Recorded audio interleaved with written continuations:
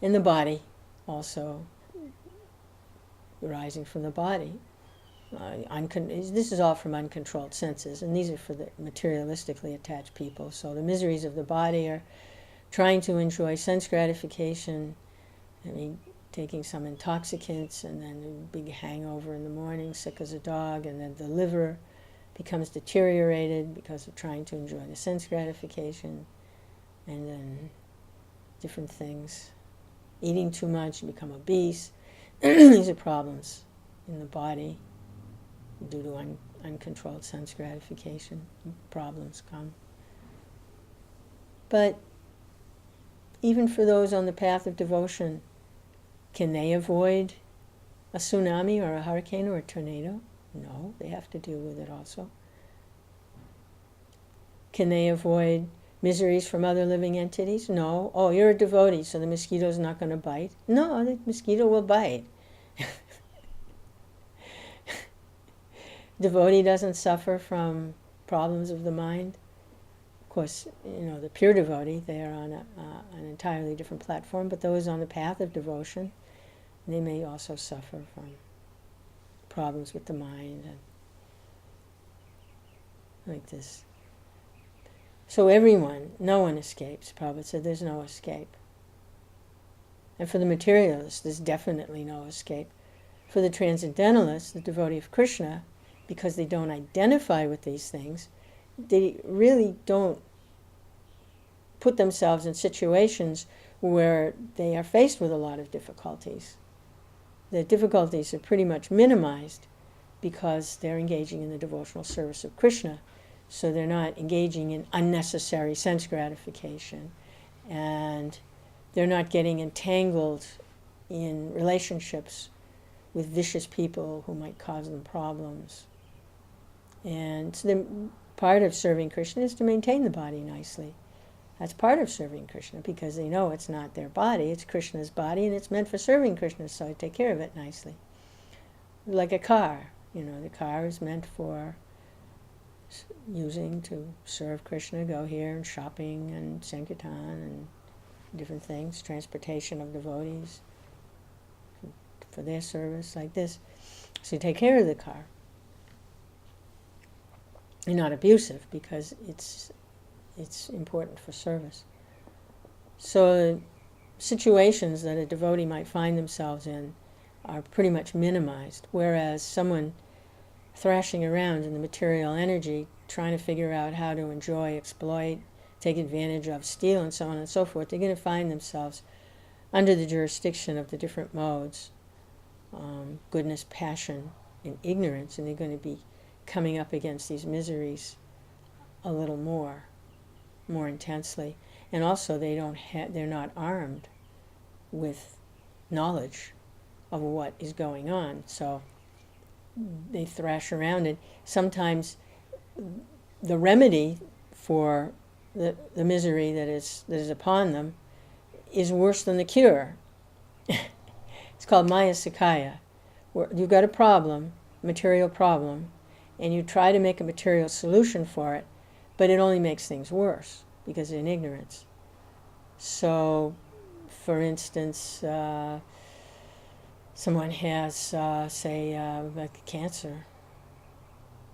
And so the cure can actually be worse than the disease because of using the chemotherapy, and then it destroys the immune system, and then, like this.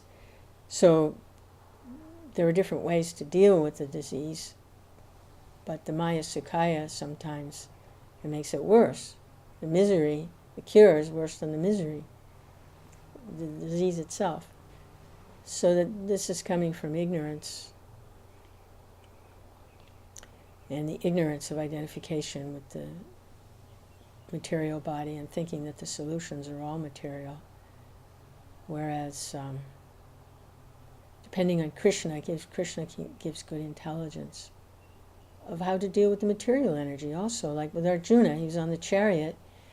Krishna was not going to be taking up weapons himself in the battle of Kurukshetra, but he was guiding Arjuna.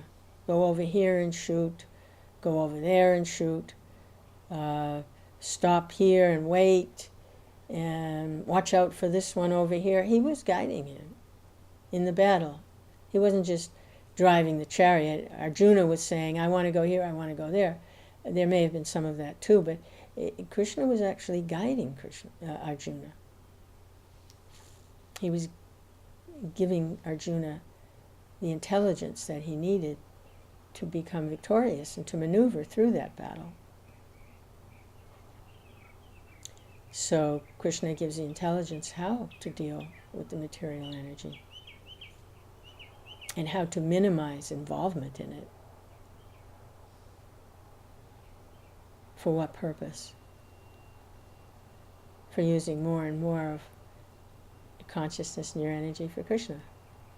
So that's what Krishna wants. So Krishna is going to give guidance.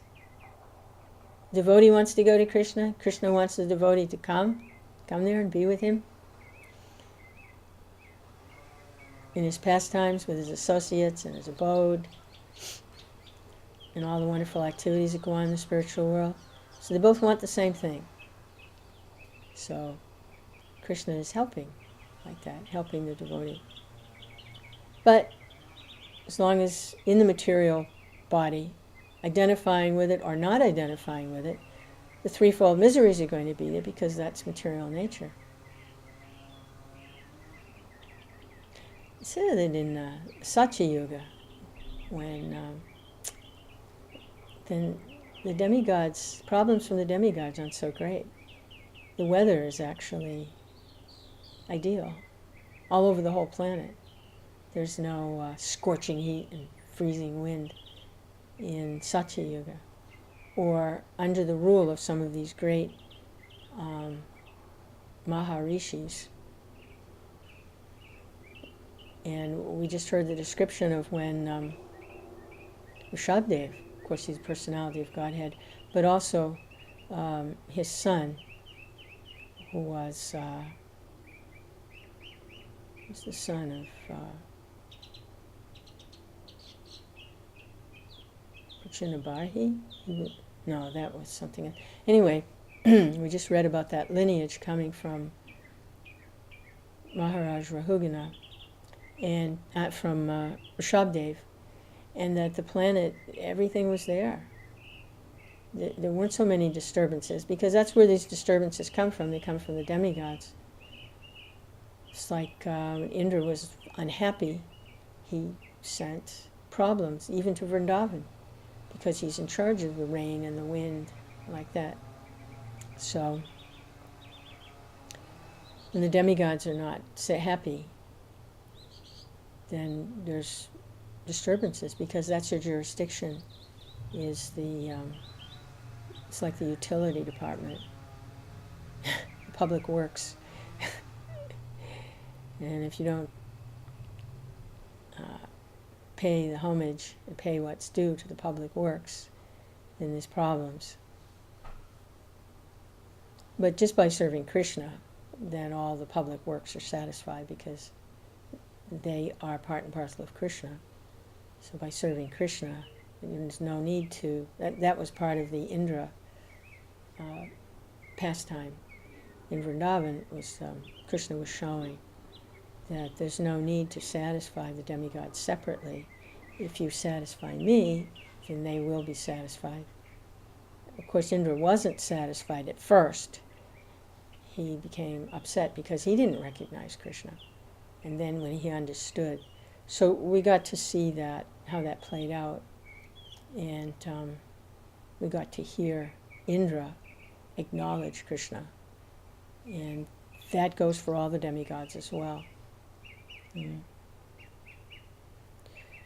So that's a very important pastime, that lifting of Govardhan Hill, to understand how serving Krishna satisfies all the demigods. And the best way to serve Krishna at the present time is by engaging in the Sankirtan movement of Lord Chaitanya. And that will actually improve the weather. Because the demigods are pleased. Demigods are pleased, there are not so many disturbances. But material nature is such that there are the threefold miseries. And in Kali Yuga, they're turned up. Everything's turned up. That's why Kali Yuga is so miserable, because the threefold miseries are ramped up in full, going into full speed ahead on the threefold miseries.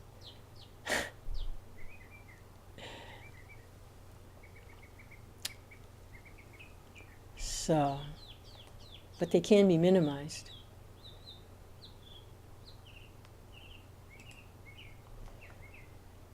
Text 26. As far as transactions with money are concerned, if one person cheats another by a farthing or less, they become enemies.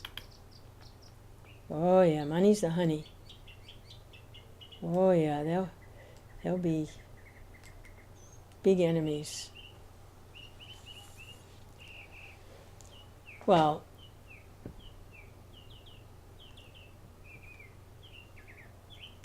you can't trust. If you're in a business deal and you can't trust the other person, then there's going to be some enmity there. You can't trust them. But conditioned souls, materialists, who can be trusted? They're all cheaters, because they're cheating Krishna. Prabhupada's commentary.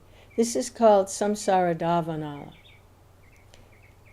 Even in ordinary transactions between two people, there is invariably cheating, because the conditioned soul is defective in 4 ways. He's illusioned, he commits mistakes, his knowledge is imperfect, and he has a propensity to cheat. Unless one is liberated from material conditioning, these 4 defects must be there. Consequently, every man has a cheating propensity which is employed in business or money transactions. Although 2 friends may be living peacefully together, due to their propensity to cheat, they become enemies when there's a transaction between them. A philosopher accuses an economist of being a cheater, and an economist may accuse a philosopher of being a cheater when he comes into contact with money.